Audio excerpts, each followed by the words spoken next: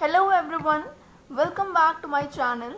I am Ritika Bajpayee and you are watching to Ritika's Classroom. In the last session of knowledge management, we have discussed about some basics and today I am going to start with the process of knowledge management. So knowledge management के process में total 5 steps हैं. Okay, start होते हैं ये knowledge creation से. जब हमने knowledge management का बेसिक डिस्कस किया था पार्ट 1 में, तब हमने नॉलेज के 2 टाइप्स डिस्कस किए थे, explicit knowledge and implicit knowledge. Implicit knowledge को ही हम टैक्टिक नॉलेज कहते हैं. सो जब हम नॉलेज क्रिएशन कर रहे हैं तो 2 टाइप्स ऑफ नॉलेज का क्रिएशन होगा. वहाँ पे 2 टाइप्स ऑफ नॉलेज, 2 तरह की नॉलेज निकल के बाहर आएगी. एक होगी टैक्टिक नॉलेज और एक होगी एक्सप्लिसिट नॉलेज. उसके बाद में बात आती है नॉलेज क्रिएशन के बाद नॉलेज शेयरिंग की. तो नॉलेज शेयरिंग के लिए किसी भी ऑर्गेनाइजेशन में एक सोशल कम्युनिकेशन इंफ्रास्ट्रक्चर होता है और एक टेक्निकल कम्युनिकेशन इंफ्रास्ट्रक्चर होता है. दोनों ही इंफ्रास्ट्रक्चर की हेल्प से हम टैक्टिक और एक्सप्लिसिट नॉलेज को लोगों में शेयर करते हैं. Okay, and after the sharing the next step is knowledge structuring. अब जब हमने डिसाइड कर लिया कि मीन्स हमने टैक्टिक और एक्सप्लिसिट नॉलेज का क्रिएशन कर लिया, एक्सट्रैक्ट कर लिया, फिर हमें किस मीडियम से किस नॉलेज को शेयर करना है ये भी डिसाइड हो गया. उसके बाद हम बात आती है नॉलेज स्ट्रक्चरिंग की. तो नॉलेज स्ट्रक्चरिंग में बेसिकली 3 जो है कंपोनेंट्स हैं. We can say knowledge mapping, knowledge storage and knowledge retrieving. So knowledge mapping is basically establishing a relation between the information, like establishing a coordination between the information.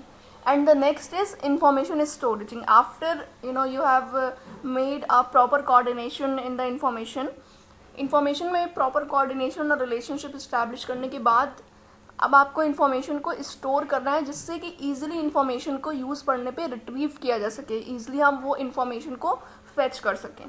तो next step is knowledge using. Knowledge using की बात जब आती है तो we can use the knowledge in the product, service और the process. जो भी प्रोडक्ट हम मैन्युफैक्चर कर रहे हैं उसमें हम नॉलेज का यूज़ कर सकते हैं, जिस टाइप की भी हमने इन्फॉर्मेशन फेच की है. जो सर्विसेज प्रोवाइड कर रहे हैं या फिर हमारा जो प्रोसेस है, लाइक एंड रॉ मटेरियल से एंड मटेरियल बनने तक का जो भी प्रोसेस है उसमें भी हम नॉलेज और इन्फॉर्मेशन का यूज़ करके प्रोसेस को और बेटर, इफिशिएंट और इफेक्टिव बना सकते हैं.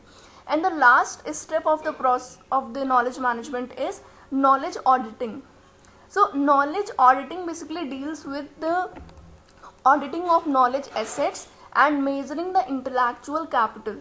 जब हम नॉलेज एसेट की बात कर रहे हैं तो knowledge asset here comprise with the resource of knowledge, कि ऐसे कौन कौन से रिसोर्सेज हैं जिससे हमारे नॉलेज का जनरेशन हो रहा है, इंफॉर्मेशन जनरेशन किन किन सोर्सेज से हो रहा है.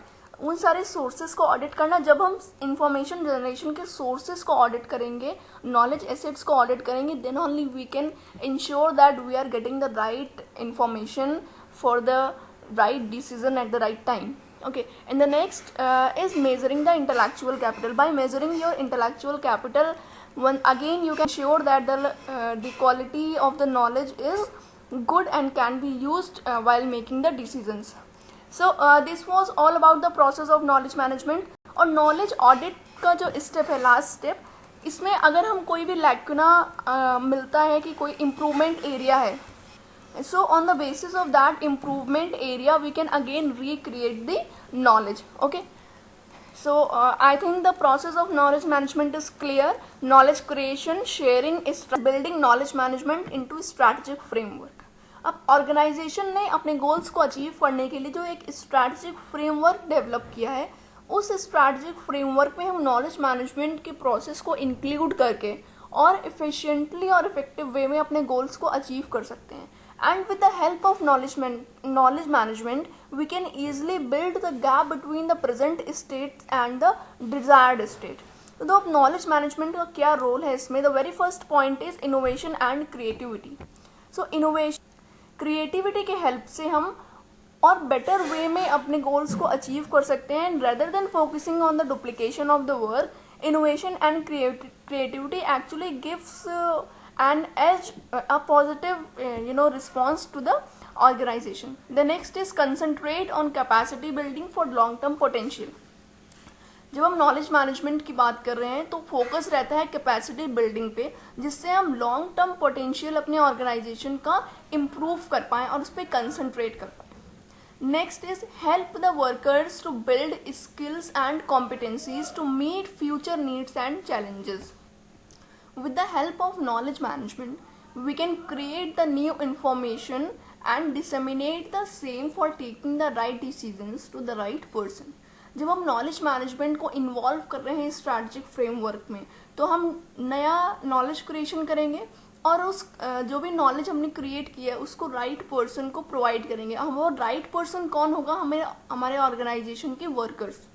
तो हम वर्कर्स को जब ज़्यादा नॉलेज प्रोवाइड करेंगे, उनकी स्किल्स को बिल्ड करेंगे, कॉम्पिटेंसीज को और इम्प्रूव करेंगे, तो ऑर्गेनाइजेशन के फ्यूचर नीड्स और चैलेंजेस वो ईजिली मीट कर पाएंगे. Next is keep upgrading the knowledge acquired. अब जो भी नॉलेज एक्वायर करी है हमारे वर्कर्स ने, उनको हम कंटिन्यूअसली इम्प्रूव भी करते रहें, अपग्रेड करते रहें, जिससे कि वो राइट टाइम पे नॉलेज का यूज़ कर सकें. And the last is to lead the change process with the focus on external environment and reviewing the emerging trends and the best mechanism. जो भी नॉलेज या चेंज प्रोसेस हमने acquire किया है, उस प्रोसेस को कंटिन्यूअसली एक्सटर्नल इन्वायरमेंट के analysis करके इम्प्रूव करते रहना. जो एक बार प्रोसेस लर्न किया ऑर्गेनाइजेशन ने या वर्कर्स जिस भी प्रोसेस से किसी भी वर्क को परफॉर्म कर रहे हैं, एक्सटर्नल इन्वायरमेंट के फोर्सेस हो सकता है कि उस प्रोसेस को चेंज करने की डिमांड कर रहे हों. कुछ ऐसे एक्सटर्नल इन्वायरमेंट के फोर्सेस हों जिनकी वजह से आपको अपने प्रोसेस को चेंज करना पड़े.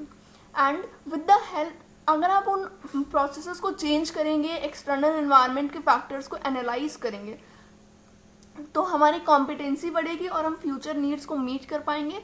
And with the help of reviewing the new trends and best mechanism, we can make the position of leading organization in the environment. And the last is to prepare the employees for the long term needs, strategic needs of the society. With the help of knowledge management, we can prepare our employees to meet the strategic needs of the society.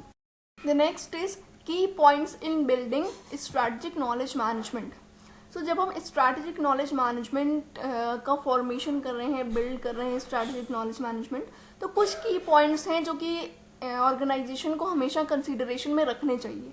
तो पहला है knowledge sharing as competencies. जब हम knowledge sharing कर रहे हैं तो उस knowledge sharing should be same as the competency sharing, like building the competency. तो जब हम कॉम्पिटेंसी बिल्ड करते हैं तो ये ध्यान रखते हैं कि that competency should be unique and hard to reproduce externally. जो भी कॉम्पिटेंसी हम डेवलप कर रहे हैं, it should be very unique और इस तरह से होनी चाहिए कि कोई भी दूसरा उसे ईजिली कॉपी ना कर सके या फिर रिप्रोड्यूस ना कर सके कोई भी एक्सटर्नल पर्सन जो ऑर्गेनाइजेशन के बाहर है. एंड किसी भी कॉम्पिटेंसी को अडॉप्ट करने से पहले हमें केयरफुल ऑब्जर्वेशन करना चाहिए. एक्सटर्नल और इंटरनल इन्वायरमेंट के एनालिसिस बहुत इंपॉर्टेंट है, जिससे कि हम feasible in a feasible way we can adopt the competency. So next है developing strategic community. it is also a very important point to be taken into consideration.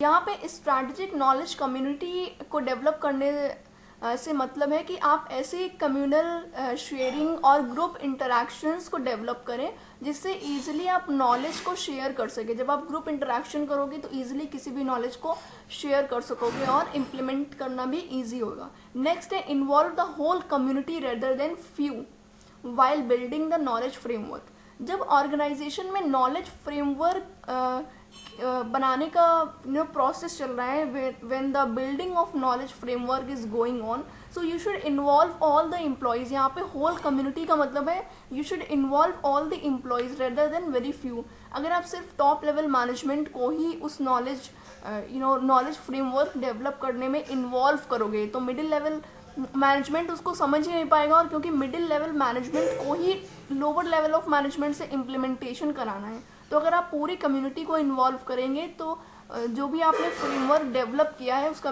Implementation ज़्यादा easy होगा. The last is value addition. जो knowledge strategic knowledge management का framework है, while developing the strategic knowledge management we should ensure that it is actually adding the value to the organisation. So the principle of value addition is very important with the knowledge management.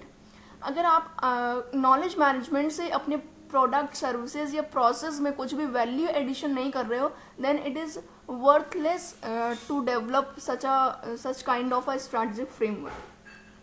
And it actually requires the major shift in how the organization views its people, system and the way they interact.